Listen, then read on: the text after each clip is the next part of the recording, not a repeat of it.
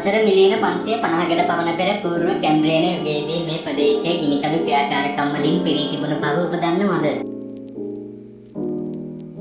පෘථිවියේ මතු පිටට යන ගැඹුරින් මැග්මා ධීරයන් පෘථිවියේ පිටකටුව හරහා ඉහළට එස වුණා. නමුත් ඒ ලාවා ලෙස මතු පිටට පැමිණ මතු පිට මත ගලා ගියේ නැහැ. ඒ වෙනුවට සිදු වුණේ පවතින මතු පිටට ආසන්න පාෂාණ ස්තර තුලට ඇතුළු වීමයි. ඉතින් වසර මිලියන ගණනාවක් පුරාවට මෙම මැග්මා ක්‍රමක්‍රමයෙන් සිසිල් වී ඝන බවට පත් වුණා. ඒ සමගම මේ සයනයිඩ් කියන විශේෂ වර්ගයක ඝන පාෂාණ ගොලයක් බවට පත් වූ බව විද්‍යාඥයින් පවසනවා. සයනයිඩ් යන ග්‍රැනයිට් වලට සමාන අග්නේය පාෂාණ විශේෂයක්. නමුත් එහි ඇති විශේෂත්වය නම් මෙහි ක්වාර්ට්සෝ තිරුවානා ඉතා අඩුයි. විශ්වාස කරන්න මෙම සයනයිඩ් ගොලය තමයි අපි දැන් සීගිරිය ලෙස හඳුන්වන්නේ. පෘථිවියේ භූවිද්‍යාත්මක බලවේග මේ ප්‍රදේශයේ ඉලට ඔසවා තැබූ අතර කාදනය විසින් වටේ ඇති මෘදු පාෂාණ ඉවත් කර දැමුවා. ඉතින් කාලයාගේ ඇවෑමෙන් මෙම ඝන සයනයිඩ් පාෂාණ ගුලිය අවට වූ තැටිතලාවෙන් මහා යෝධයෙකු ලෙස නැගී සිටියා. භූවිද්‍යාත්මකව සලකා බලන කල සීගිරිය කියන්නේ ඉන්සෙල්බර්ග් එකක්. එනම් බවට භූදර්ශනයේ වෙනස්ව පවතින හුදකලා පාෂාණ සැකැස්මක්. සීගිරිය අසලම දකින්නට ලැබෙන පිඳුරංගලද වෙනම තවත් ඉන්සෙල්බර්ග් එකක්. ඉතින් මෙම පර්වතයන් දෙකම මේ ප්‍රදේශයේ පැරණි ගිනිකඳු ඉතිහාසය විදහා දක්වනවා. මෙන්න මෙම දර්ශනයේ ඇස් දෙක පියාගෙන සිතින් මවා ගන්න. පෘථිවියේ පිටවැස්මට යටින් මැග්මා කුටි බුබුලු නගමින් නටනවා. එදා දැන් ශ්‍රී ලංකාව පිට ස්ථානයට යටින් ඉරිතැලීම් හා කුටි තුල මහා පරිමාණයෙන් මැග්මා පිරුණා. ඒ පොළව තුල සෙමෙන් සයනයිඩ් බවට පත් වුණා. අසුව යුග ගණනාවක් තිස්සේ මහ පොළවේ සිදු වූ චලනයන් විසින් එය මතු පිටට වඩාත් ආසන්න කළා.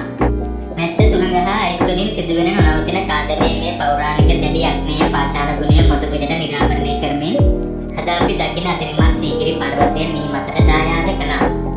ඉතින් මේ ගින්දර හා කාලය විසින් හැඩගස්සපු කතාවක්.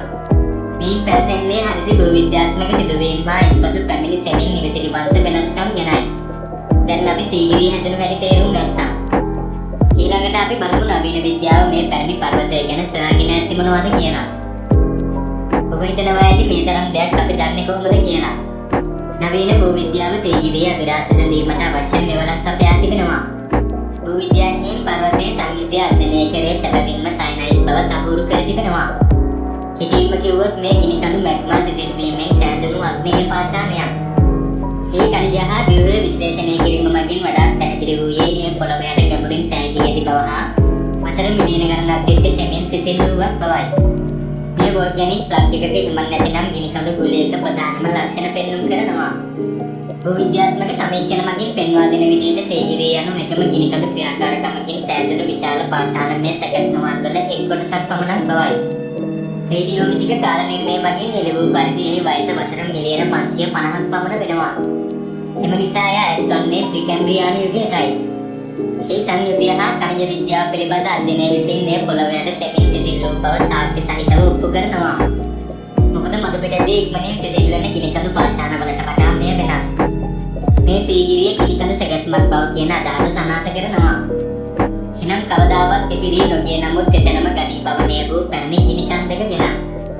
තවද පාෂාණයේ ඇති සුද්ධ මූලද්‍රව්‍ය හා සමස්ථානිකයේ සෑදීමේදී තිබූ මැග්මා ප්‍රභවය හා ටෙක්ටොනික පරිසරය ගැන තොරතුරුද සපයනවා.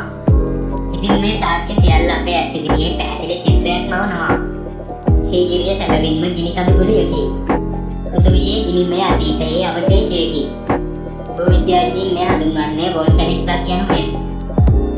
ඉතින් සීගිරිය වසර මිලියන 550කට වැඩි කාලයක් තිස්සේ මෙහි පවතින බව පැහැදිලි නේද?